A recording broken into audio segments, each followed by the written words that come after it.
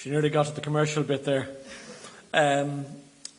Thank you, Mary. And it's a great pleasure, privilege always to be back in Donegal. I've been, like Harry Moore used to say, for more years than I care to remember at this stage. So thank you, Joe, once again for having me here, and to all the committee for their great work and their great welcome. Not sure that I particularly relish being the last man on the line and the last speaker. I've got to bring it all to a conclusion, and that's putting a fairly heavy burden on me. So in a way it kind of maybe does make sense, because I was going to try to draw together a lot of what I've been hearing during the week and reading during the week and picking up online of the sort of issues which have been in discussion here. Because the reality is that government and politics are not ends in themselves. They exist and they operate in order to provide lives that are safe and secure for individuals and for their families and for the community.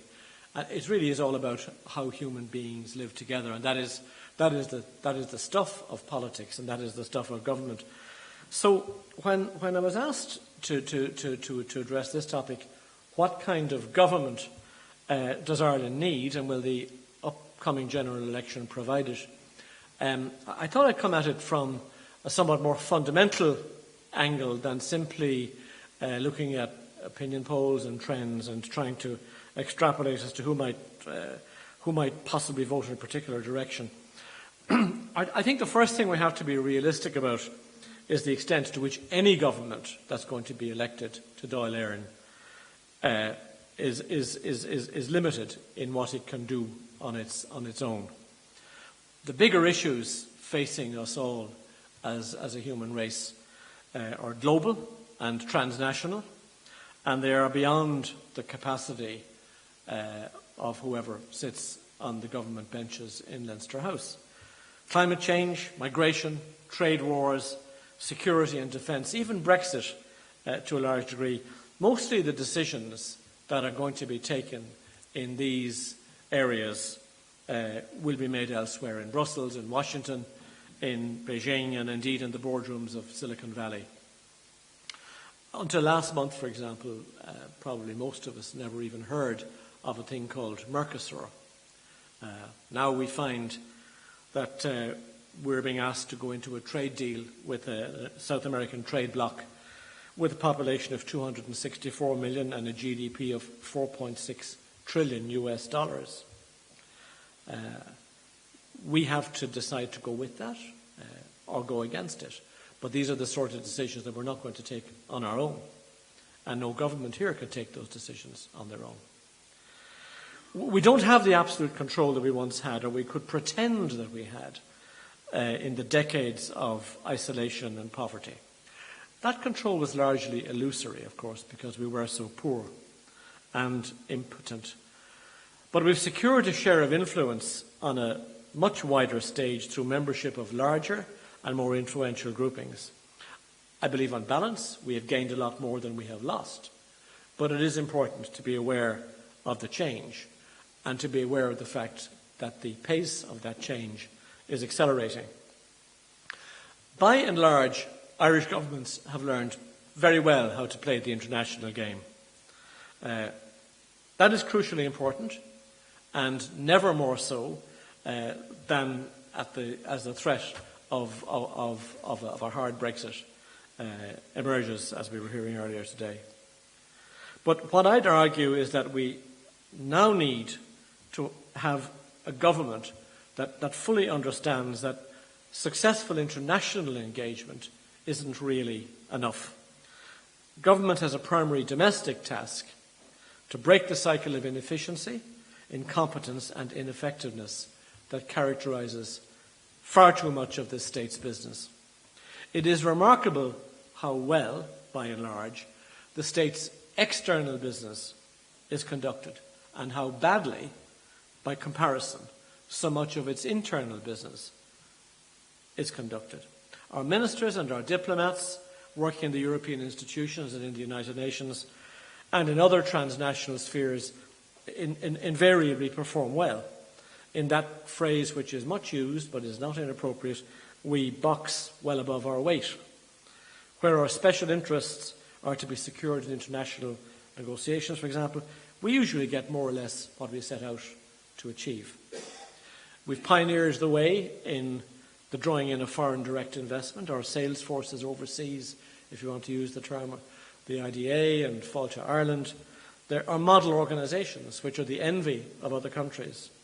Our defence forces and our Gardaí discharge overseas missions with such distinction that they are invariably at the top of the list when the international community wants to deploy peacekeeping or policing resources on the ground in the world's trouble spots.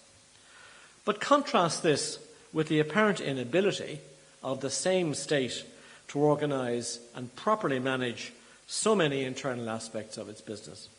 It fails to provide services and to provide projects that should operate at routinely high levels of efficiency and effectiveness in a modern Western economy. Projects that should be completed on time, on purpose, to purpose, and within budget.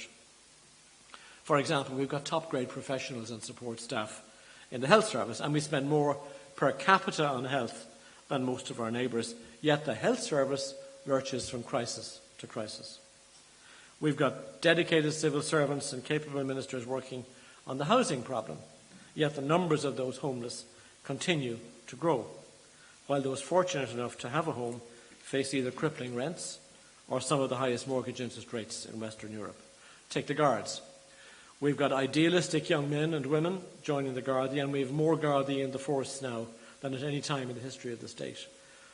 The force does extraordinary work, yet the violent crime rates continue. Antisocial behaviour is growing, and the force itself suffers one organisational reverse after another, so much so that one Guard I know recently asked bleakly about Commissioner Drew Harris, I wonder what he's going to have to apologise for this week. The citizen, taxpayer, that's us, experiences and pays for dysfunctionality, inefficiency, ineffectiveness across so many aspects of everyday life in the state. The National Broadband Programme, for example, was initially announced a full 7 years ago. If it is ever completed, it will cost 3 times the original estimate, and there are many who claim that it will be redundant technology by the time it's up and running anyway. The planning and development of the National Children's Hospital tells the same story, with a possible final cost in excess of $2 billion. A decade after the Troika identified the reform of the legal profession as a priority, it remains effectively untouched. One of the many consequences being the exorbitant costs of insurance, making it impossible for many young drivers, for example, to get insurance at a reasonable charge. We have the highest childcare costs in the EU, crippling young couples. Many of our rivers and beaches are polluted. The Dublin Bay Waste Treatment Plant, for example, built in 2005, was to solve the capital's wastewater problem. It has twice this year caused the closure of some of the most popular beaches around the Bay area, with raw sewage pumping more than 20 times into the Bay. Somebody back in 2005 calculated that the plant should treat water for a population of 1.6 million, but in fact the population using the water plant is now 1.9 million. So how do you lose 1/3 of a million people? We'll never know, but somebody made the miscalculation, but we're never going to find out who it is, and we're never going to have either political or administrative responsibility for that. The list can go on. So we have to ask ourselves, why is it that a state which now has one of the highest per capita incomes in the world seems repeatedly to be challenged in trying to operate essential services and development projects for a population that is less than that of Yorkshire? Our politicians, for the most part, are able people. Those at the top of our public service are bright individuals, selected for their high intelligence. So what is it that so often goes wrong when these two groups of capable, intelligent people set about getting things done together? My contention is that there is, between the political establishment and the people who operate our public services, in many instances, an unwritten but deeply embedded contract of mutually covering each other's backs and circling the wagons when things begin to wobble. Yes, it's essential that elected representatives and their officials collaborate and support each other. But I would suggest that in our political culture, this has been allowed to go too far. And as far as I can see, it goes way beyond what happens in many other cases elsewhere. We have seen in recent years public servants going to the most extraordinary lengths to protect ministers who have failed to master their brief or who have chosen for whatever reasons to bend the rules or advance their own political interests. And ministers, in turn, too often fail to insist on the highest standards of diligence and efficiency in some of those on the state payroll. The reality is that it is only in the most egregious failures that those in positions of public responsibility are required to pay any personal price for failure, error, or neglect. It seems that we can be fine performers in diplomacy and international negotiation, but so often we fail the test of simple administrative or managerial competence on the domestic stage. Now, not every state project founders, of course. Many succeed very well. So it's important to try to see what actually happens when state projects actually do work out on time and within budget. For example, the massive project to extend the Lewis system across Dublin has been completed on time, under budget, and with no more disruption to the city centre than had been anticipated and planned. Why is this? Why can this be done right when the Children's Hospital, National Broadband, Irish Water, the housing programme, the health system were all off the rails? One point of significance, I would suggest, is that this project was taken away and put into the hands of Transport and Infrastructure Ireland and the Transdev company. Transdev is one of Europe's most efficient private transport companies with a reputation for insisting on results and for not tolerating excuses. If there were to be shortcomings or failures of delivery in this project, there would be no confusion as to where responsibility lay. There would be no talk of systems failures or unforeseen or unpredictable variables. It would be very clear where the buck would stop and who would pay the price for it. So what we actually need for the next government, indeed not just from some party or combination of parties, but from the entire political class, I would suggest, is a willingness to recognise that the way politicians and public servants in this state do business together too often generates serious issues of performance and efficiency. Some will argue that the Ministers and Secretaries Act 1924, which set the template for these relations, can account for this. But there is, I believe, a cultural issue here. It may be because we are a small, networked society where almost everybody is related to everybody else or else plays golf or football with them. Or it may be something to do with a post-colonial mindset that resists the notion of having people accountable for performance in the way they earn their living.